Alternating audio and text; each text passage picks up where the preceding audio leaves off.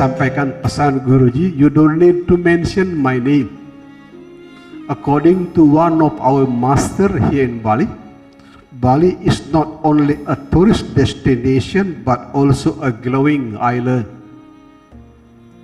Sebagai bekal melangkah, tahun 2004, adik-adik tercinta, tahun 2004, mantan Presiden Amerika Serikat George W. Bush dalam perjalanan dari New York ke Canberra, transit di sini di Bali, berjumpa salah satu ratu peranda kita.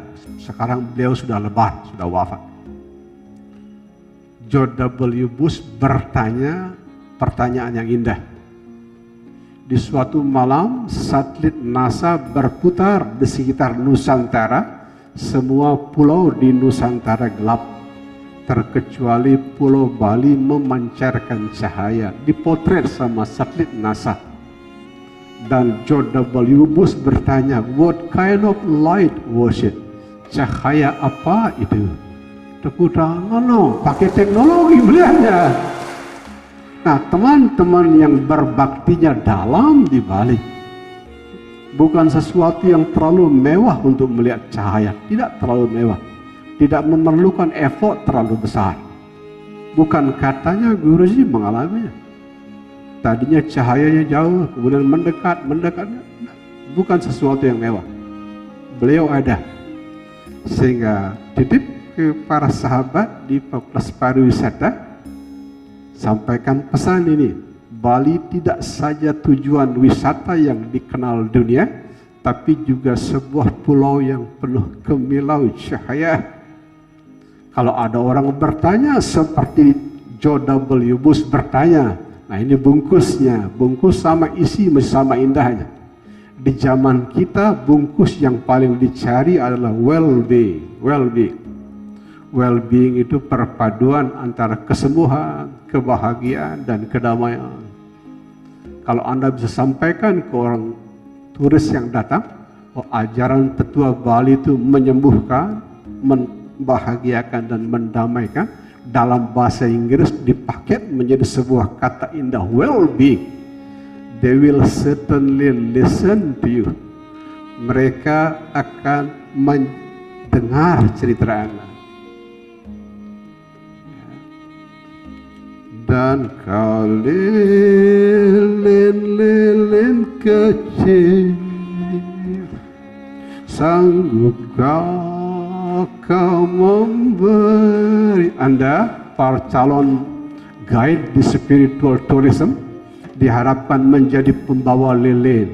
Tidak mewakili siapa-siapa, tapi mewakili ajaran tetua Bali. Bule itu kan very logical. Most of Western people are left-brainer. Mereka tidak mudah percaya dengan kata-kata. Kalau Anda bilang Bali penuh dengan cahaya, what is the Bali sources of light?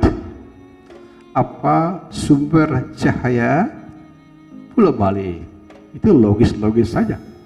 Kalau Anda bilang katanya, pasti dia nggak percaya. Saya lihat, tapi Anda nggak lihat ya. Di dalam dunia ilmu pengetahuan itu bukan wilayah yang bisa kita perdebatkan. Kita lihat, orang lain nggak lihat, nggak bisa diperdebatkan. Sesuatu hanya boleh didialogkan kalau kita lihat dan orang juga lihat. Orang boleh tidak ngerti urusan niskala, tapi harus diterangkan dalam kerangka logika orang modern. Ada banyak sumber cahaya di Bali, tapi karena keterbatasan waktu, Anda yang mau bertanya nanti dilayani pertanyaannya secara tertulis. Ada panitia di belakang yang menyediakan kertas dan pulpennya. Silakan bertanya, dan yang dibawa ke depan oleh keluarga Compassion hanya pertanyaan yang sopan-sopan saja. Itu pun yang dijawab di depan, tidak semua karena keterbatasan waktu. Silakan naikin tangan minta panitia kertas dan pertanyaan. Kita cerita sumber cahaya Pulau Bali. Yang pertama, yang terindah, di tempat di mana bukit yang maskulin dipeluk oleh danau atau laut yang feminin, di sana biasanya ada tempat suci yang terdekat dari kita, Pura Luhur Uluwatu. Yang indah di tempatnya Guruji itu Pura Jati di Batur, Tanah Lot, Pojok Batu, Silayukti, banyak. Kenapa itu disebut sebagai sumber cahaya? Sederhana.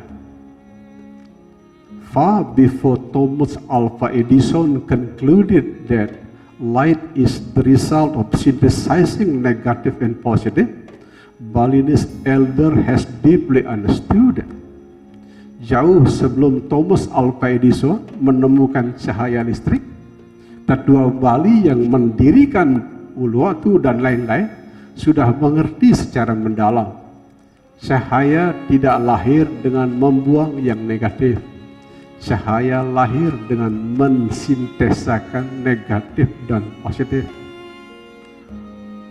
Gunung maskulin itu energi positif.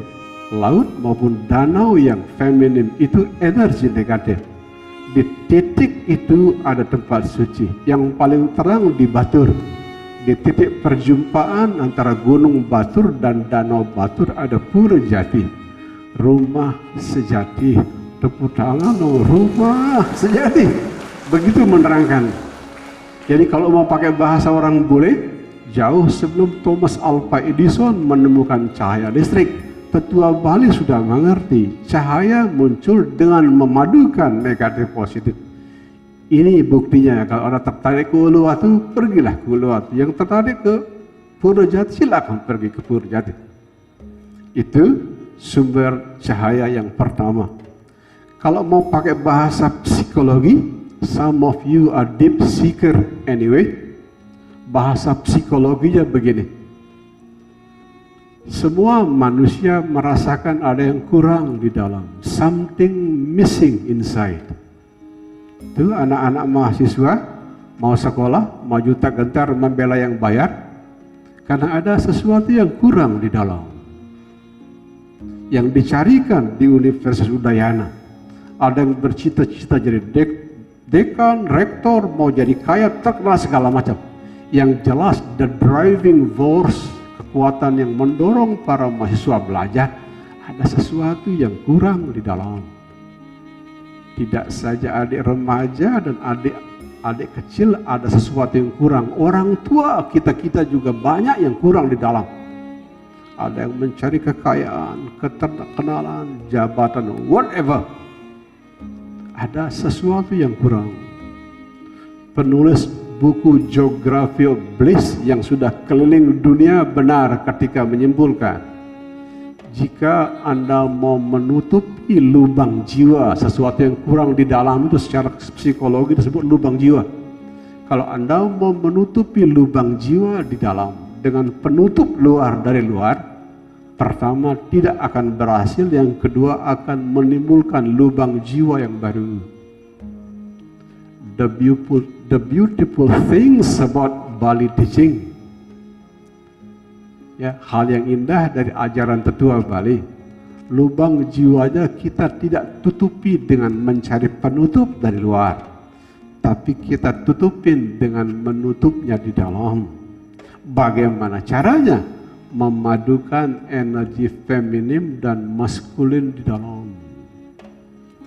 Makanya wanita mudah jatuh cinta sama pria karena dia feminim, kekurangan energi maskulin. Pria mudah jatuh cinta sama wanita yang keibuan karena dia maskulin, dia rindu energi feminim. Kalau Anda mau menemukan the true home, rumah sejati, Pura Jati, padukan maskulin dan feminim di dalam. Sahabat wanita yang rindu tokoh ayah, jangan mencari ayah di luar, nanti ketemunya laki-laki hidung belang. Belajar dewasa dan mandiri, itu caranya membadankan energi maskulin di dalam. Para pria yang matanya jelalatan, yang sedikit-sedikit melirik wanita dengan rok pendek, berhenti mencari energi feminim di luar, perkuat energi feminim di dalam dengan cara lebih luas dan lentur menjalani kehidupan. Dengan cara seperti itu, Anda membadankan apa yang tetua Bali sebut sebagai nyegara gunung Tepudano. Begitu caranya menerangkan. Jadi bungkusnya sudah cantik, well-being. The combination between health, happiness, and peace.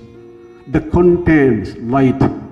Why do you need light? Because our age is full of darkness.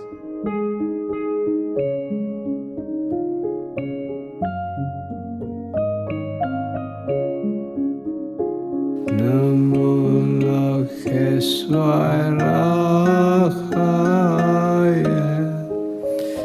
Namo Lokeswaraya,